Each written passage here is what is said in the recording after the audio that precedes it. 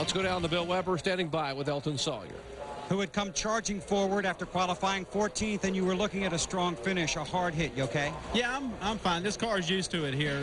Same car I hit really hard with last year, the same race. He was running second. Had a good car, great pit strategy there at the end. We put 2 tires on. It was a little bit tight, but I don't know. It looks like just, we had 5 really good cars racing hard, and some idiot a lap down must have got into one of the cars that was in the lead lap with 10 laps to go. I guess he thought he was going to win the race or something. I hate it for the Barbasol Ford. Everybody worked hard. Put a lot of effort into this race, but heck, this is Bristol. Great crowd. Got Darlington in a couple weeks. When that happens, there's nowhere for you to go, is there? Nah, it happened fast. I saw the 59 spinning. I moved high not to run in the back of the 40 car, and there was a little bit of a gap, and thought maybe luck would be on our side and we'd get through, but as you can see, it wasn't. But that's okay. We've been very fortunate all year. Had good cars, and it's the first one we really tore up, so we got 8 more to go. Okay, we'll see you next time. Thanks, Bill. It's Elton Sawyer, another guy in the points race that takes a heavy hit tonight. Here's Ray Dunlap. Well, Bill, I'm with Ricky Craven, and they're packing up down here in the New Holland pits. If you hadn't had that flat tire earlier tonight, I think you might have been a contender here. Yeah, really good. Really proud of the guys tuning on the New Holland car. And, Bristol's fun. It really is. That's why there's 100,000 people here, and there's got to be a red flag in every race here. But thank God nobody was hurt, and we got caught up in it. Well, that happens, guys. Ricky Craven done for the night. Guys, I got to pose a question to you. Kyle Petty and Benny Parsons.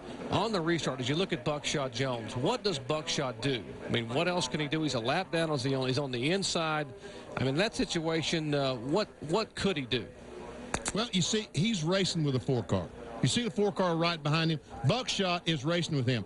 I guess he's afraid if he had backed off and let these other cars go that the 4-car would have passed him for position.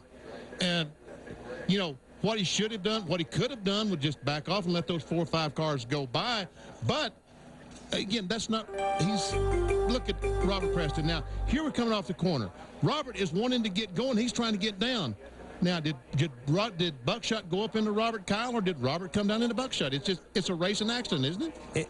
It's a racing accident, and it is. And Buckshot could have not gone off in the corner so hard and maybe tried to keep the 4-car behind him and maybe let the first 3 or 4 cars go. That's just a common courtesy to try with 10 laps to go to let these guys lead the race and go ahead and win the race. It would have been a little bit nice for him too.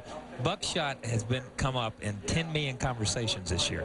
Every time between Randy LaJoy, between some other guys, his name continues to come up. And when somebody's name continues to come up, it's always where there's smoke, there's fire. He's putting himself in that position. He's a young driver. He's aggressive. NASCAR, what they'll do when things like this happen, they'll go back, review the tapes, they'll bring him in and they'll talk to him and they'll say, look, this is maybe what you could have done to avoid this.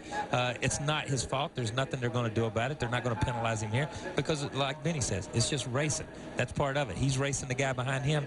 You're not out there to let people go. But NASCAR doesn't like for things like this to happen. They doesn't like for somebody to be called an idiot over and over on the TV or on the radio, and they'll bring them in and talk to all of them and try to get things calmed down a little bit. And one reason that NASCAR doesn't like this is there was thousands and thousands of dollars destroyed coming off turn 4. And again, these guys have got to go to Darlington in a couple of weeks and bring these cars there, and they're trying to put on the same decent show to those folks in Darlington.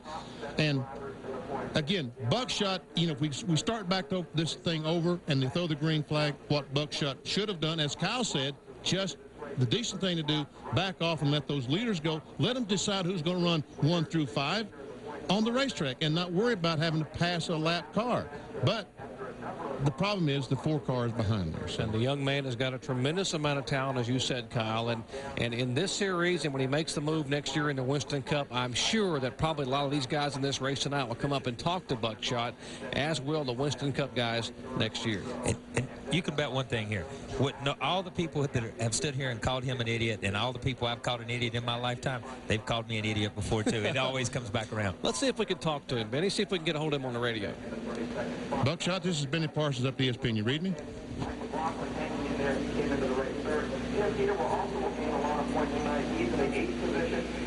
Let's try it again. Buckshot Jones, Benny Parsons up at ESPN. You read me?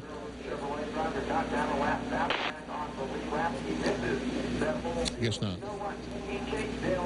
No, he's not. He's talking to us. The crew heard Ricky Pearson said that he could hear him, but evidently we couldn't hear him, so he was trying to answer us. Well, maybe with the jostling we've had tonight, maybe some of the radio communications has been jostled loose. Let's check in once again in the pits with Ray Dunlap. Well, Jerry, you're looking at the severe damage to the front end of Mike McLaughlin's Gould Punch Chevrolet. But here is the situation. Mike is climbing back into the race car right now because they are pitted all the way down here at this end of pit road, and their goal is to get the car to go back up to the start-finish line. But the car will not run, so they've decided the crew is going to get together, and they are going to push this race car past the start-finish line, and he will gain one more lap, and that'll get him a better finish. Now to Bill Weber. Well, in the backstretch pits of Buckshot Jones with crew chief Ricky Pearson, have you had a chance to talk to your driver about what happened there, Ricky? Yeah, I mean, I don't know exactly what, they wanted him to do. They started the race with 11 laps to go, which I think they should have started with 10 laps to go. It wouldn't hurt to run another lap.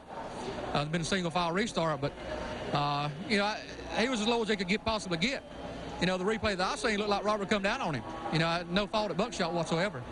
They may be upset about it, but they need to look at the replay. Have you talked to Buckshot? Yeah, and he says the same thing. He's as low as he could get. Robert comes down on him. Tears up a bunch of cars, which is, I hate it. It's unnecessary, but, if they'd have started with 10 to go, it would have been a single-file restart, and none of this would have happened. Everything would have been fine. But, I don't blame Buckshot whatsoever. He was racing just like they were, and he was on the bottom of the racetrack. He couldn't have got on the flat. I don't know. I guess they're upset about it, but, so be it. You've worked with him on a lot of races, and you've had a lot of success. Would you characterize his driving style as aggressive or a tough-minded driver?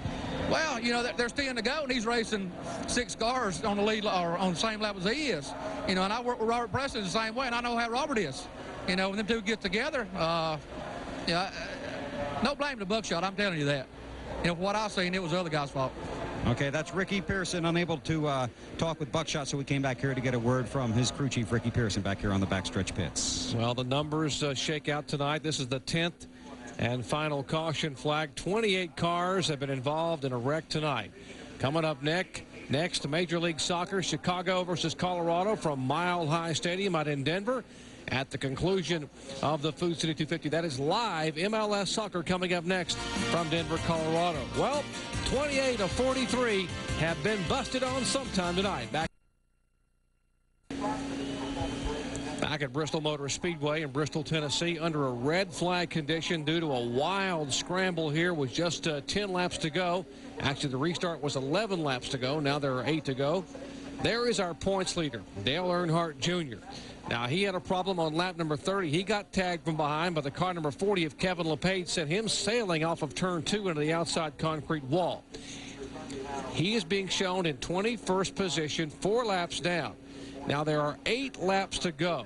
When we restart this race, all the cars who have had to go to the garage area and will not be able to finish will allow him to move ahead of those cars. Now, right now, he's in 21st. Matt Kenseth, who sits in the 17 car there, who had a problem on lap 5 when he was spun around, had a problem, had to go to the garage area. Kenseth lost 136 laps behind the wall. He is 34th. Right now, they were about, they're 13 spots apart. But when they restart this race, Benny, because of the fact that the 3 car will move ahead maybe 10 or 12 spots, that will really hurt Kenseth. It really will. And also Mike McLaughlin, Ray Dunlap mentioned just a moment ago, McLaughlin's car sitting there. There it is. He's third in the points. He was gaining on both the first and second guys, but now his car unable to run. Dale Earnhardt Jr. will go by him in the finishing position here tonight and will actually gain points on Mike McLaughlin, and he'll probably gain 15 or 20 points on Matt Kenseth. All right, we told you what a day it's been for the top 3 in points. If you just joined us, take a look. Here's what happened. Lap 5, Matt Kenseth gets tagged behind and right against the concrete for the Lyco Chevy. Lap 30, watch the 40 car. A tap on the rear of the 3 of Dale Earnhardt Jr. He's in the outside wall. And now, third in points, lap 242. The Gould's Pump Chevy, nowhere to go. Here comes the car right in front of him, 38, bam, right in the side of Elton Sawyer.